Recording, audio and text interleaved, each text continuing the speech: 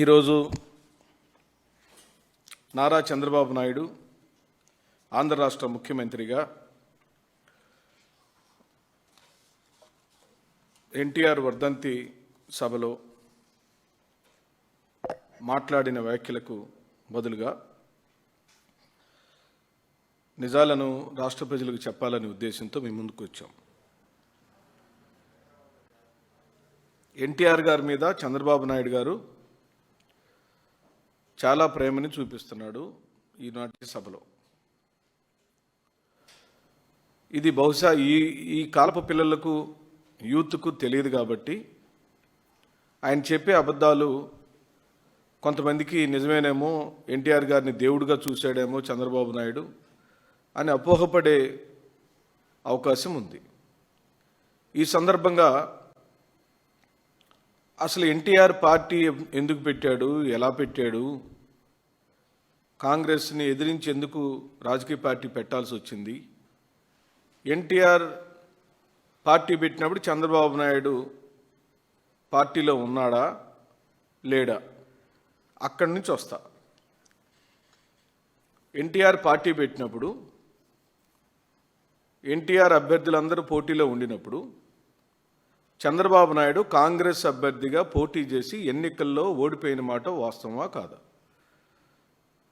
Bye, Telugu Desam party కార్యకర్తలారా, నాయకులారా, మేధావులారా, పచ్చ media దుష్టశక్తులారా, నా ప్రశ్నలకు మీకు దమ్ము ధైర్యం ఉంటే ఏ వేదిక మీద నుంచి అయినా, మీకు నచ్చిన ఏ టెలివిజన్ ఛానల్ డిబేట్స్లోనైనా, లేకపోతే సోషల్ మీడియా ప్లాట్ఫామ్ మీదైనా, ఫేస్బుక్ లైవ్లోనైనా నేను చర్చకు రెడీ. ఎన్టీఆర్ స్థాపించిన పార్టీలో తొలి ఎన్నికలు జరిగినప్పుడు ఎన్టీఆర్ యొక్క అభ్యర్థులుగా ఉమ్మడి రాష్ట్రంలో అభ్యర్థులు పోటీ చేసినప్పుడు చంద్రబాబు నాయుడు ఏ పార్టీలో ఉన్నాడు? కాంగ్రెస్ పార్టీలో పోటీ చేసి ఓడిపోయి పార్టీ పెట్టిన చానాళ్లకు తెలుగుదేశం పార్టీలో జాయిన్ అయిన మాట నిజమా కాదా? వీటికి సమాధానం చెప్పండి. కాంగ్రెస్ పార్టీ నుంచి తెలుగుదేశం పార్టీలో జాయిన్ అయిన చంద్రబాబు నాయుడు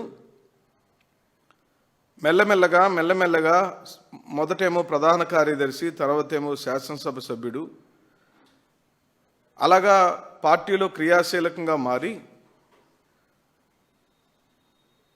ఎన్టీఆర్ రెండో మారు ముఖ్యమంత్రి అయినప్పుడు లక్ష్మీపార్వతి గారిని అలా బూచిగా చూపించి, లక్ష్మీపార్వతి గారు ఎవరు?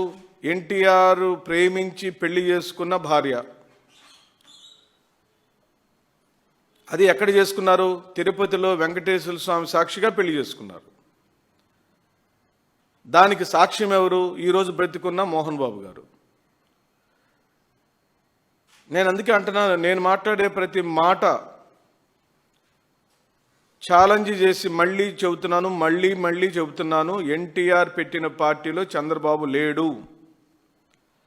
ఎన్టీఆర్ ప్రేమించి పెళ్లి చేసుకున్నటువంటి లక్ష్మీపార్వతి గారిని చంద్రబాబు నాయుడు అత్తగా ఒప్పుకోవటం లేదు. రెండో మారు ఎన్టీఆర్ ముఖ్యమంత్రి అయినప్పుడు ఆ ఎన్టీఆర్ గారి యొక్క పదవిని లాక్కొని అర్ధాంతరంగా ఆయన దింపి ఆయన సీట్లో చంద్రబాబు నాయుడు కూర్చున్న మాట నిజమా కాదా? నేను ఇప్పుడు అడుగుతున్నా, అసలు ఎన్టీఆర్ని నువ్వు గద్దెందుకు దింపావో చెప్పు చంద్రబాబు నాయుడు. ఎన్టీఆర్ ఒకవేళ ముఖ్యమంత్రి పదవిలో నుంచి దిగితే ఆయన కడుపును పుట్టిన కొడుకులో, కూతుళ్ళో, లేదా నీకన్నా పెద్దల్లుడైన దగ్గుబాటి వెంకటేశ్వరరావు ముఖ్యమంత్రి అవ్వాల్సిన పరిస్థితిని నువ్వెందుకు రెండో అల్లుడుగా పాత్రగా పార్టీ పెట్టిన తర్వాత జాయిన్ అయిన నువ్వు ముఖ్యమంత్రి ఎలా అయ్యావు? పిన్నమ్మ తాళిబొట్టులు తెంపిన వాళ్ళతో నేను గొడవ పడాల్సి వస్తుంది, అలాంటి వాళ్ళ రాజకీయాలతో నేను రాజకీయం చేయాల్సి వచ్చిందని అవహేళనగా మాట్లాడుతున్నావు కదా. చెయ్యని నేరాలను ఘోరాలను మా మీద రుద్దాలని నువ్వు క్యారెక్టర్ అసాసినేషన్ చేస్తూ, నువ్వు ఇతరుల మీద నిందలేస్తూ, దెయ్యాలు వేదాలు వల్లించినట్టుగా ఉంది ఈరోజు నీ ఉపన్యాసం అంతా, నీ పోకడంతా చూస్తుంటే. నీకు వయసు పెరిగే కొద్దీ నీ బుద్ధి మారిందేమో, ఇక కాటికి కాళ్ళు చాపున్నాను, ఇకనైనా నేను మంచి చేద్దాం ఈ రాష్ట్రానికి అని చెప్పి అనుకుంటావేమో, ఎన్టీఆర్ వర్ధంతి సభలోనైనా కనీసం నిజాలు మాట్లాడతావేమో అని ఆశపడ్డాం. ఎంత దిగజారుడు వ్యాఖ్యలు, ఎంత వెటకారపు వ్యాఖ్యలు. పిన్నమ్మ తాళిబొట్టు తెంచాడు అని మమ్మల్ని మీరు నిందించేటప్పుడు, లక్ష్మీపార్వతి తాళిబొట్టును తెంచి ఎన్టీఆర్ని చంపింది నువ్వు కాదా? నువ్వు అర్ధాంతరంగా ఆయన తెచ్చుకున్న ముఖ్యమంత్రి పదవిని నువ్వు దొంగలిస్తే, ఈరోజు బ్రతికున్న యనమల రామకృష్ణుడు ఆ రోజు స్పీకర్ స్థానంలో కూర్చొని ఎన్టీఆర్ 5 నిమిషాలు మాట్లాడమని ప్రాధేయపడితే, దేవరించుకుంటే, నిండు సభలో ఎన్టీఆర్ని దారుణాతి దారుణంగా అవమానపరిచింది ఈ నారా చంద్రబాబు నాయుడు కాదా? మళ్ళీ ఛాలెంజ్ చేస్తున్నాను, ఇవి నిజాలు కాదని కూడా చర్చకు రమ్మని డిమాండ్ చేస్తున్నాం. ఇలా ఎన్ని తాళిబొట్లు చెంచావు నువ్వు? వంగవీటి మోహన్ రంగాన్ని అర్ధాంతరంగా చంపించింది ఎవరు? పల్నాడులో ఈ రోజున మా సోదరుడు మందా సాల్మన్ని, మా వదిన గారి యొక్క తాళిబొట్టుని తెంచిన దుర్మార్గుడెవడు? పత్తికొండలో నారాయణ రెడ్డి నువ్వు చంపేస్తే మా మాజీ శాసనసభ్యురాలు శ్రీదేవమ్మ యొక్క తాళిబొట్టు తెంచిన దుర్మార్గుడెవడు? వినుకొండలో రషీద్ అనే వైఎస్ఆర్ కాంగ్రెస్ పార్టీ నాయకుడి నడి రోడ్డు మీద నరికితే ఆ పసి పాపైన ఆ చిన్న బిడ్డ యొక్క ఉసురు తాళిబొట్టు తీసేసిన దుర్మార్గులు ఎవరు? ఓ బీసీ నాయకుడైన సత్తెనపల్లి నియోజకవర్గంలోని నాగమల్లేశ్వరరావుని చంపితే ఆడపడుచు యొక్క ఉసురు పోసుకున్న దుర్మార్గులు ఎవరు? హత్యా రాజకీయాల గురించి నారా చంద్రబాబు నాయుడు మాట్లాడటం, ఈ రాష్ట్రం వింటాం మా దురదృష్టం అండి. ఈ రాష్ట్రం చేసుకున్న దౌర్భాగ్యం ఇది. అసలు నోటికి వచ్చిన అబద్ధాలు చెప్పటంలో, వయసు రీత్యా మిమ్మల్ని మాటలు అనటానికి మా సంస్కారం అంగీకరించట్లేదు. కానీ మీరు ఈరోజు చేసిన ప్రసంగం పూర్తిగా నేలబారు రాజకీయాలు, దుర్మార్గపు రాజకీయాలు, చండాలపు రాజకీయాలు. ఈ ప్రపంచంలో ఎవడు మీలాగా రాజకీయాలు చేయలేడు చంద్రబాబు నాయుడు గారు. బహుశా మీరు అనుకుంటున్నారు ఎన్టీఆర్ని మీరు దింపి మీరు గద్దెనెక్కిన చరిత్ర ఈ కాల పిల్లలకు తెలియదు, నేనేం చెప్తే అది నమ్మాలి, నమ్ముతారనుకుంటున్నామేమో. నేను డిమాండ్ చేస్తున్నాను, తెలుగుదేశం పార్టీ కార్యకర్తలారా, మీకు నిజంగానే ఎన్టీఆర్ మీద ప్రేమ ఉంటే ఎన్టీఆర్ యొక్క చరిత్రను చదవండి. ఈ చంద్రబాబు నాయుడు చరిత్ర మీకు తెలిసింది. ఎన్టీఆర్ రాజకీయ చరిత్రను మీరు చదవండి. ఈ నారా చంద్రబాబు నాయుడు దుర్మార్గపు రాజకీయం ఏంటో మీకు అర్థమైంది. ఎన్టీఆర్ కుటుంబ సభ్యులు కూడా కళ్ళు తెరవాలి. ఒకరేమో బీజేపీలోకి, ఒకరేమో ఇంకొకరి పార్టీలోకి ఆయన దేబరిస్తే ఆయన ఎంగిలి మెతుకులేసినట్టు హిందూపూర్ పోవయ్యా అంటే హిందూపూర్ పోయి, హరికృష్ణ పిల్లలనేమో పూర్తిగా రాజకీయాలకు సంబంధం లేకుండా చేసి, ఎక్కడున్నారయ్యా ఎన్టీఆర్ పిల్లలు? ఎన్టీఆర్ రాజకీయ వారసులు ఒక్కడన్నా తెలుగుదేశం పార్టీలో ఉన్నారా?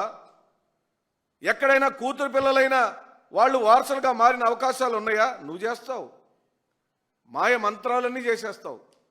నువ్వు పక్కన మాయ మంత్రాలు చేస్తూ, టక్కు టమార గర్జకర గోకర్ణ వ్యవహారాలన్నీ చేస్తూ ఈ రోజున మమ్మల్ని నిందించే కార్యక్రమం చేస్తున్నావు. సంతాప సభలో సైతాను మాటలు మాట్లాడావు నువ్వు. ఓ ముఖ్యమంత్రిగా పల్నాడు రాజకీయాలలో నీ గుండె మీద చేసుకొని నువ్వు నమ్మిన వెంకటేశ్వర స్వామి సాక్షిగా ఆయన పాదాల మీద చేయబెట్టి నువ్వు నిన్న సాల్మన్ మరణానికి కారకుడు అవునా కాదా? సిగ్గుపడాలి చంద్రబాబు నాయుడు గారు. మీరు ఈరోజు ఈ సభలో నువ్వు విచారం వ్యక్తి చేసి ఉండాల్సింది. అయ్యో, మందా సాల్మన్ యొక్క మరణం నాకు బాధ కలిగిస్తుందని చెప్పి ఒక్క మాటను అని ఉంటే నిన్న మేము చేసిన ఆందోళనకు నువ్వు సమాధానం చెప్పావని చెప్పి అనుకుని ఉండేవాళ్ళు. నిన్ను ఒక పరిపాలనాధ్యక్షుడిగా భావించి ఉండేవాళ్ళం. ఇంతమంది రోడ్ల మీదకి వచ్చి వేలాది మంది వైఎస్ఆర్ కాంగ్రెస్ పార్టీ శ్రేణులు, జిల్లా పార్టీ అధ్యక్షులు మందా సాల్మన్కు న్యాయం చేయమని డిమాండ్ చేశాం. ₹1,00,00,000 ఎక్స్గ్రేషన్ ఇవ్వమని చెప్పాం. 1 ఎకరం పొలం ఇవ్వమని చెప్పాం. ఆ కుటుంబంలో ఉద్యోగం ఇవ్వమని చెప్పాం. హత్యకు కారకులైన వాళ్ళందరినీ శిక్షించమని డిమాండ్ చేశాం. ఆ స్థానిక ఎస్ఐని, సిఐని మీద SST అట్రాసిటీ కేసు పెట్టమని చెప్పాం. నువ్వెందుకు చేయలేదని అడుగుతున్నావు. తగుదనమ్మా అంటూ నిన్న మీ ఆ ఎరపతిని శ్రీనివాసరావు అనే శాసనసభ్యుడు వచ్చి ప్రెస్ మీట్ పెట్టి కులాల పేర్లు ఎత్తి చెబుతారా? చనిపోయిన అతన్ని వైఎస్ఆర్ పార్టీ అనుకుందాం, చంపింది తెలుగుదేశం అనుకుందాం, చర్చిద్దాం. వాళ్ళ కులాల పేర్లు ఎందుకు ఎత్తుతున్నారు మీరు? ఓకే, మరి అట్టయితే వంగవీటి మోహనాన్ని చంపింది, కాపులను చంపింది ఎవరు? పత్తికొండ నారాయణ రెడ్డిని చంపింది ఎవరు? మందా సాల్మన్ అనే మాదిగ వ్యక్తిని చంపింది ఎవరు? ఈ బీసీ నాయకుడైన నాగమల్లేశ్వరం చంపింది ఎవరు? రషీద్ని చంపింది ఎవరు? అక్కడ కూడా కులాల పేరు ఇదే తెద్దామా? అదే చర్చిద్దామా? రండి, ఆ చర్చకు కూడా రండి. మీకు దమ్ము ధైర్యం ఉంటే రండి. అసలు ఈ రోజు వరకు చనిపోయిన సాల్మన్ కుటుంబానికి న్యాయం ఎందుకు చేయలేదని అడుగుతున్నాం.